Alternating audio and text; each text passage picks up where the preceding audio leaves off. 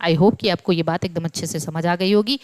अब हम आते हैं, और क्या पढ़ना है इसमें, अच्छा भी बहुत कुछ है, IUCN एंड रेड लिस्ट। यहाँ से तो समझिए भाई, ये तो एकदम क्वेश्चन तो यहाँ से बनते ही बनते हैं, IUCN एंड रेड लिस्ट। इसको समझ लेते हैं पहले। कहाँ गया भाई, हाँ, ये 1964 में लॉन्च हुआ था। IUCN का मतलब क्या है, international union for conservation of nature and natural resources. Direct question बनता है, ऑप्शन दे के पूछ देता है भाई, इसका जो है फुल फॉर्म क्या है।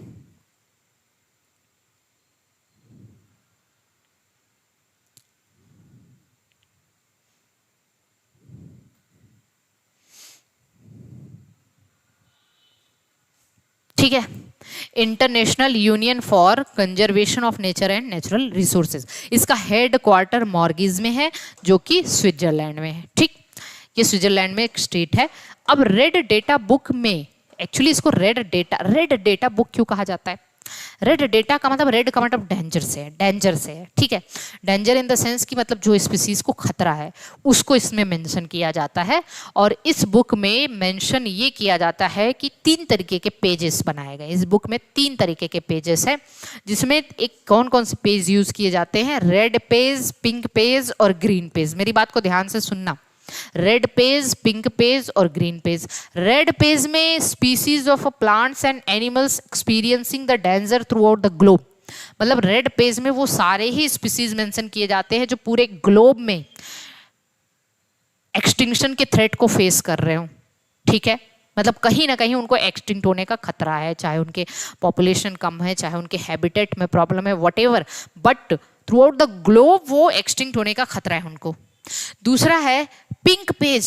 पिंक पेज पे ज़्यादा काम किया जाता है। इसका रीज़न ये है कि इनमें एकदम critically endangered species, critically endangered species का मतलब जो कभी भी एक्सटिंक्ट हो सकता है, कल ही एक्सटिंक्ट हो जाए, क्या पता, कभी भी एक्सटिंक्ट हो जाए, नियर फ्यूचर, मतलब इमीडिएट फ्यूचर, इमीडिएट फ्यूचर।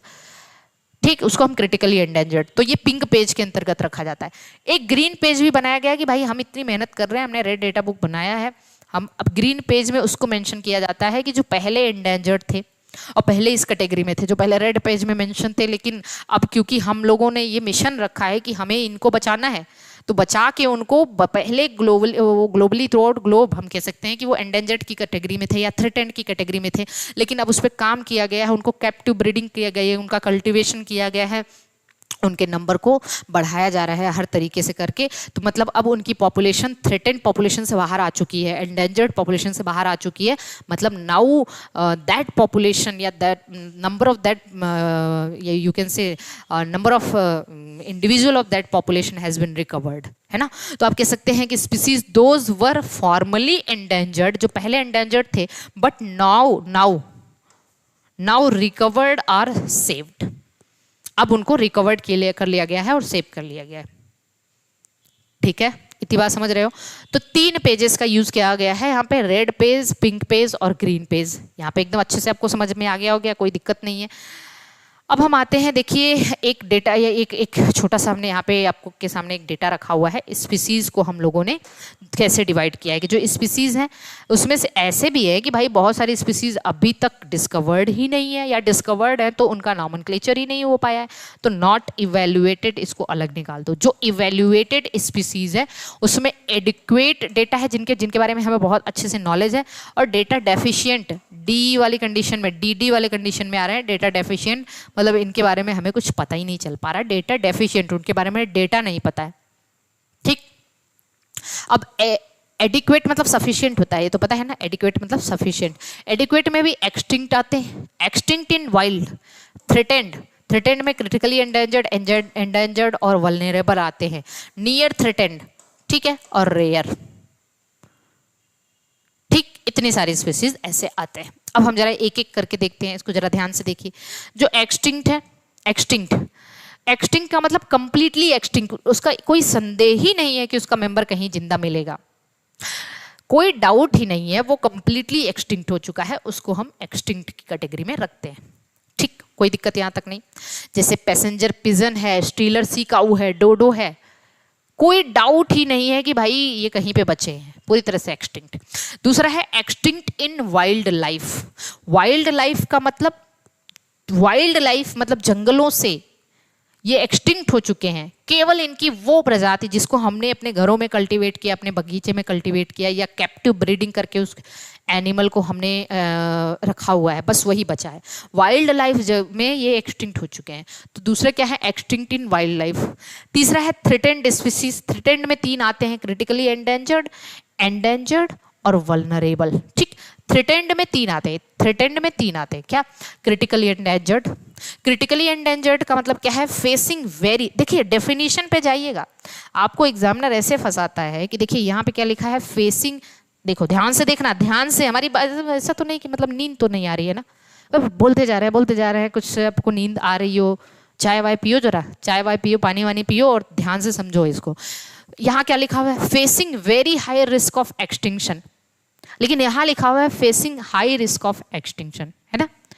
इन इमीडिएट फ्यूचर और यहाँ लिखा है इन नियर फ्यूचर। अरे इतना सा डिफरेंस है, बस इतना सा डिफरेंस है, कैसे पहचानोगे इसको।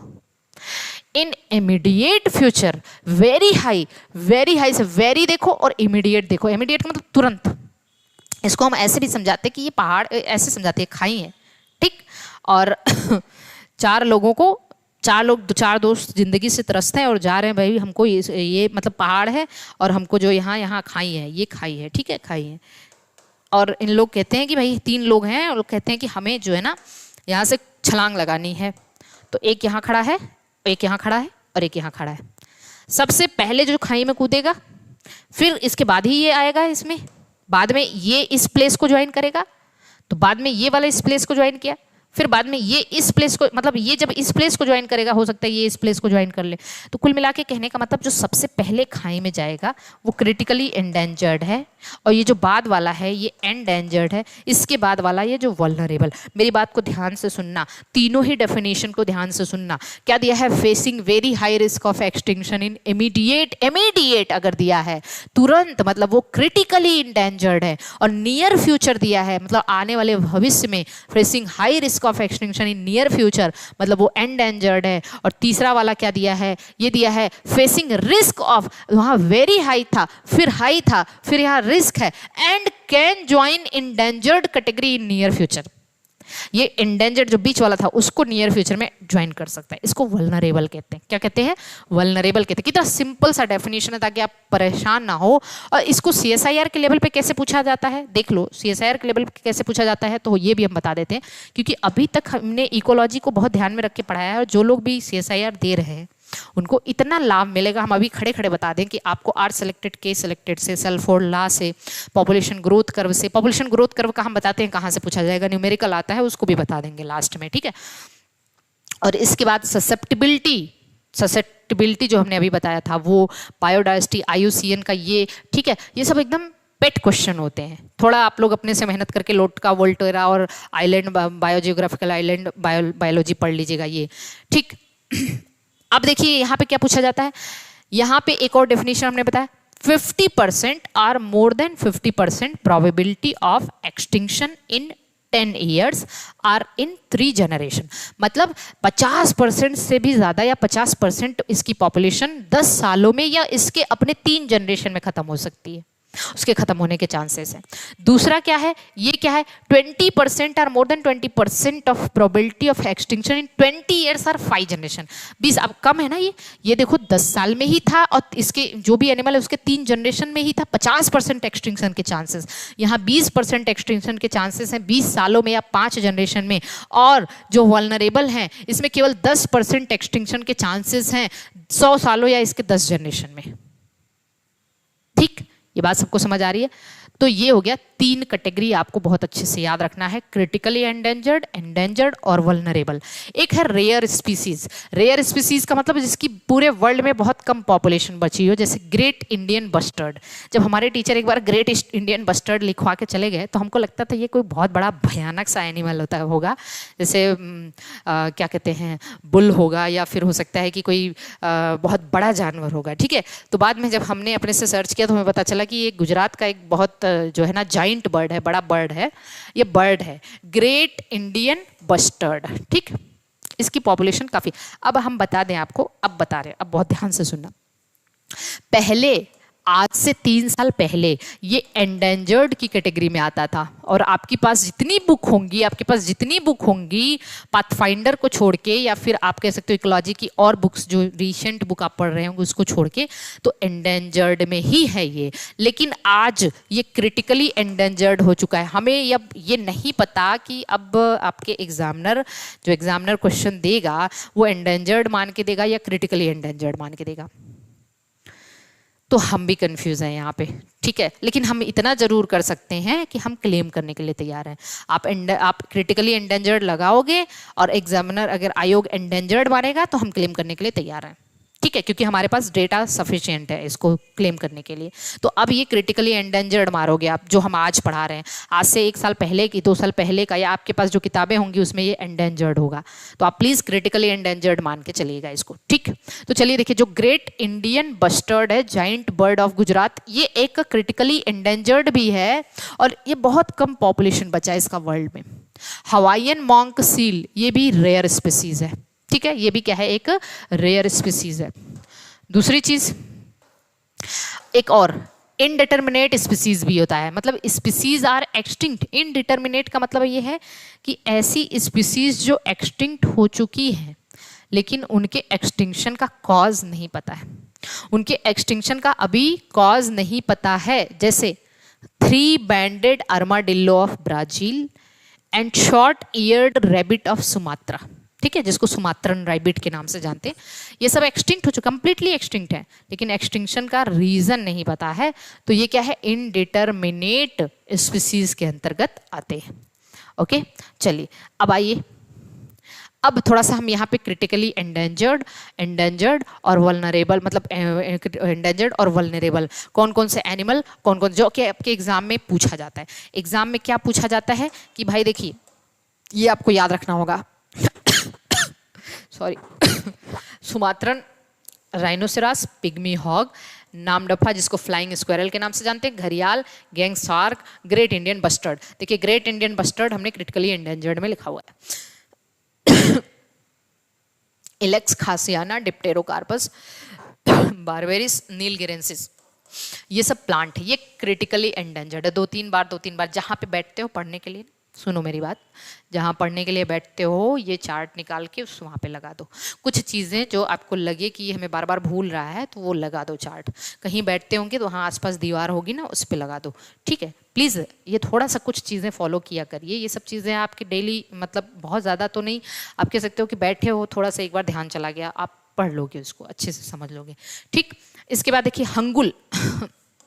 Hangul, red panda, Bengal tiger, snow leopard, blue whale, one horn rhinoceros और ब्लैक बक, ये सब एंडेंजर्ड एनिमल हैं। जबकि टेरोकार्पस, मधुका, रॉल्फिया सर्पेंटाइना और पोडोफिलम, इस बार टेस्ट में हमने दिया भी था, इकोलॉजी वाले टेस्ट में, पोडोफिलम एक मेडिसिनल प्लांट है, ये क्या है, एंडेंजर्ड प्लांट है। Asiatic wild ass, Asiatic wild bear, Asiatic wild yak, ये सब वल्नरेबल एनिमल है। और सराका अशोका, ये सब जो है क्या है, ये वल्नरेबल प्लांट। आई होप कि आपको IUCN का कॉन्सेप्ट एकदम अच्छे से समझ आ गया है, इसमें कोई डाउट नहीं है, बस आपको याद करना है।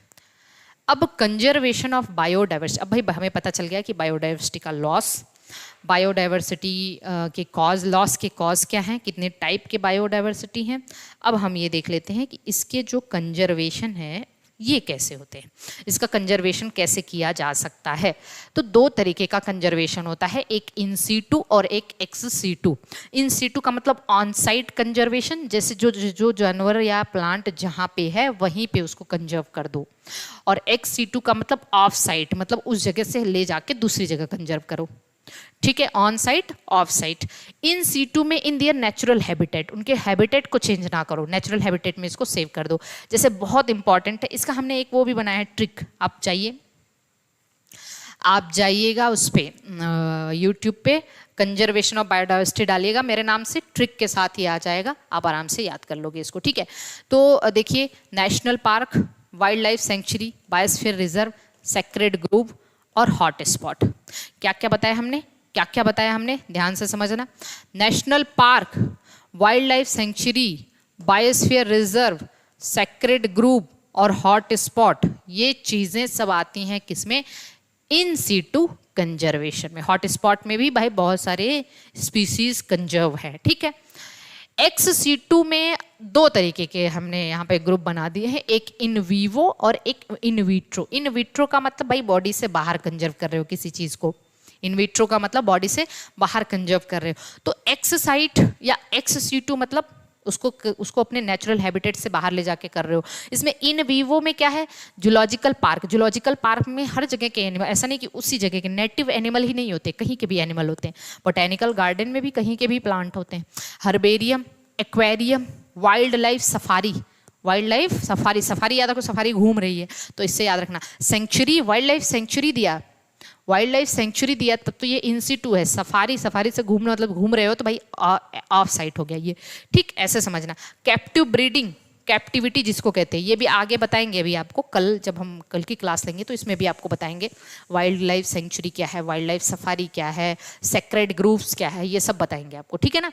कैप्टिव ब्रीडिंग का मतलब जैसे कोई भी मान लीजिए कहीं पे आपने कहा कि भाई ये जंगल है, इसमें ये कोई टाइगर एक्सटिंक्ट हो रहा है, तो उसको पकड़ लो और उसको पकड़ने के बाद उस पर बहुत विशेष ध्यान रखो और उसकी ब्रीडिंग पे ज़्यादा फोकस करो। उसको ब्रीडिंग मतलब आप नेचुरल उसको हैबिटेट प्रोवाइड करके उसकी ब्रीडिंग को ज़्यादा प्रमोट करो ताकि उसके नंबर बढ़े। इसको कैप्टिविटी या कैप्टिव ब्रीडिंग कहते हैं। तो वो भी एक XC2 कंजर्वेशन है, ठीक। और इसके अलावा अगर हम बात करें क्या कहते हैं, क्या नाम है, हमारे ख्याल से कैप्टिव ये इसमें आना चाहिए, कैप्टिविटी इसमें आना चाहिए, नहीं नहीं नहीं, ऐसा कोई दिक्कत नहीं है, ये सही है। इन विट्रो में जैसे जीन बैंक, भाई किसी भी सीड का सीड बैंक हुआ, जीन बैंक हुआ, तो वो आप कहीं से ले जाके कहीं और कंजर्व कर सकते हो, तो ये XC2 है।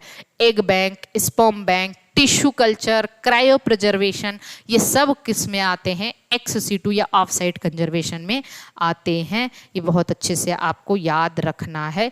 यहाँ तक किसी को कोई समस्या नहीं होनी चाहिए, एकदम किसी भी तरीके की दिक्कत नहीं होनी चाहिए, ठीक। अब सोच रहे हैं लास्ट में हॉट स्पॉट थोड़ा सा पढ़ा दें आपको, बस थोड़ा सा पॉइंट बचा हुआ है।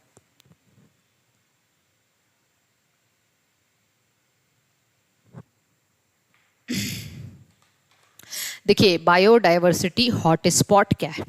नॉर्मन मेयर ने 1988 में इसका कॉन्सेप्ट दिया था।